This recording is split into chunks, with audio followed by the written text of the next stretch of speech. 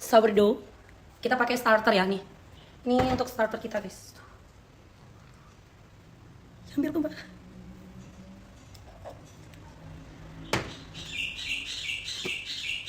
Kelihatan nggak? Seperti ini untuk starter kita. Guys, dia floating ya, floating.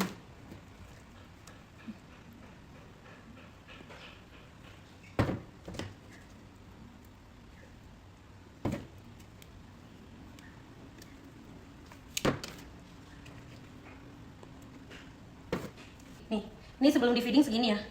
Nih segini nih. Kita feedingnya itu rasio 1:1. Aku lebih suka pakai 1:1 karena aku tuh kadang sehari bisa bikin sourdough 2 kali. Jadi kalau pas orderan rame, alhamdulillah gitu ya, lagi banyak pesanan mendadak, kita sudah ready starternya. Nih, udah ini cuman terigu protein tinggi aja, kita pakainya cakra ya. Tuh, habis itu kasih air, diaduk-aduk. Ini kita taruh di jar, kita punya 5 jar ya. Kita pakai 5 jar karena menyesuaikan lemari es kita, karena kita simpannya di lemari es, guys. Tuh, ini segini. Nanti tuh bisa naiknya biasanya sampai segini nih. Kalau kita taruh suhu ruang kurang lebih 2 sampai 4 jam lah dia akan naik, tergantung kondisi suhu ruang juga. Teman yang nanya, itu kenapa kok dikaretin? Ini buat nandain nih. Awal kita segini. Biasanya kalau normal tuh akan naik 2 kali lipat ya. 2 kali sampai 3 kali lipat gitu. Tergantung rasionya. Jadi kalau teman-teman sudah belajar sourdough dari awal, itu pasti bakal ngerti nih apa itu rasio starter, apa itu feeding, apa itu segalanya yang melibatkan proses ketika kita membuat starter sourdough. Sebenarnya banyak sih kelas-kelas untuk membuat starter sourdough ataupun membuat sourdough rustic bread, artisan bread, roti sehat ya. Dia ini bukan gluten free tapi less gluten. Jadi tetap mengandung gluten tapi dia lebih less. Jadi lebih sedikit kandungan gluten. Dia lebih tinggi ke serat sih menurutku karena kita pakainya tepung gandum utuh. Nih, kita masih feeding lagi ya. Ininya tuh bikin roti harus sabar. Sebelum kita feeding, kita bakal feeding itu kasih tepung protein tinggi. Kita pakainya tepung cakra ya. Ini kita udah jar kelima feedingnya. Jadi teman-teman jangan khawatir kalau misalnya aku kalau makan roti perutnya perih. Kalau makan roti ini ya, itu benar-benar nyaman banget dan mengenyangkan sih menurut aku. Karena ini hanya menggunakan terigu, air, sama garam doang. Kecuali yang topping ya, kita kasih choco chip. Jadi kalau teman-teman mau yang biasa untuk pengganti nasi, ordernya yang original. Ini udah di feeding. Tuh, teksturnya seperti ini guys.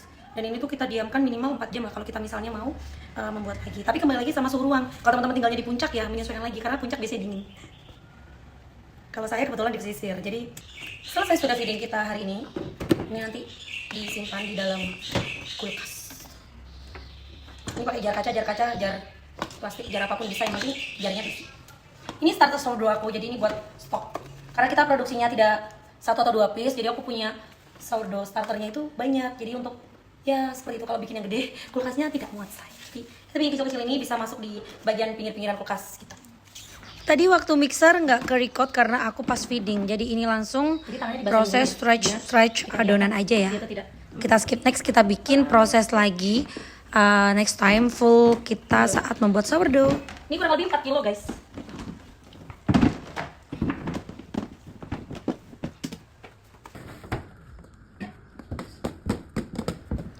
Jadi setelah kita lipat-lipat seperti yang terlihat di video, kemudian kita keluarkan dari tempat penyimpanan atau tempat proofingnya, karena ini bikin banyak jadi kita pakai box yang besar. Terus kita timbang-timbang sesuai kebutuhan.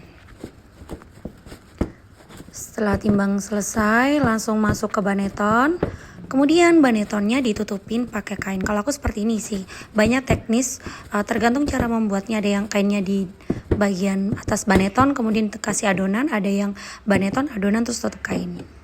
Setelah itu kita masukkan ke dalam lemari es, ke dalam kulkas untuk didinginkan selama kurang lebih minimal 18 jam. Jadi kalau bikinnya itu bisa min 1. Setelah 18 jam kita keluarkan untuk persiapan oven. Untuk panci Dutch ovennya itu sudah dipanaskan terlebih dahulu ya. Kita masukkan ke loyang atau ke panci seperti itu. Kemudian kita bake kurang lebih selama 1 jam. Lagi membuka tutup sourdough kita guys. Setelah 30 menit kita buka semua tutup Dutch ovennya. Kemudian kita panggang lagi tanpa ditutup dengan kondisi panci terbuka kurang lebih 30 menit.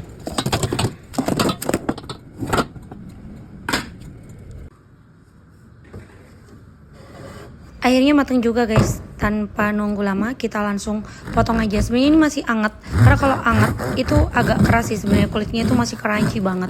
Jadi kalian harus potong pakai pisau yang benar-benar tajam, setajam mulut netizen. Hehehe. Tapi nggak bercanda, ini serius, kita butuh effort banget. Ini rotinya crunchy di luar tapi chewy banget di dalam. Pastinya ini mengenyangkan. Kalian yang masih penasaran langsung diorder.